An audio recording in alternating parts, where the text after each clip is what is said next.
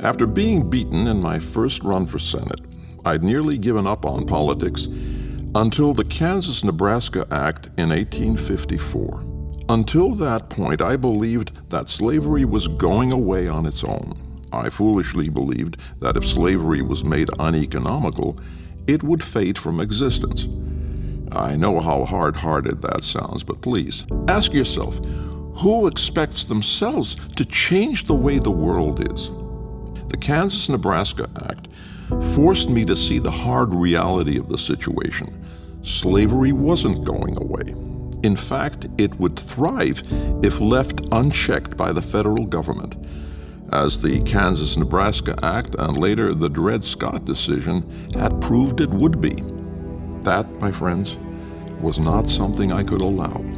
Writing the Emancipation Proclamation proved to be immeasurably difficult. I cannot accurately describe the agonizing care needed to construct such an imperative document. I could not be shy asking for the help of others more knowledgeable than I.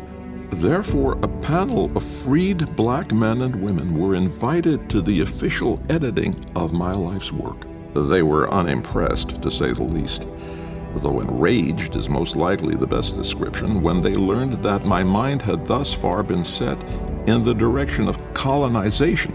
They told me, in words I could plainly understand, that the African men who had served in the Union Army had not done so that they could be forced from their homes.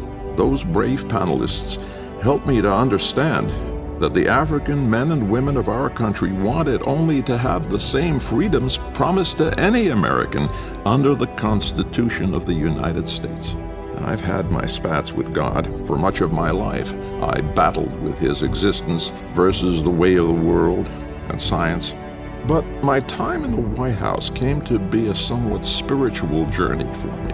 I became deeply attuned to the sway and pull of right and wrong, and came to distinguish between them. Slavery fit into the category of evil, supported by all my instincts from the Creator. The words from that African-American panel led the true Emancipation Proclamation to come forth, humbly written by my hand, but guided by God's. Painstakingly, each word was deliberated, amended, revised, or removed in an attempt to find a solution. Try to understand the delicacies that a president must face in an attempt to stay in office long enough to bring about change. I rallied the Republicans around me in Congress, and yes, I admit, we negotiated votes, but not at no cost. The Emancipation Proclamation of 1863 didn't give freedom to all slaves. The slaves in the North weren't freed until 2 years later, with the passing of the 13th Amendment and official abolition of slavery. It was my life's work at the age of 54, and though I didn't live to see the ratification, that isn't what's important, is it?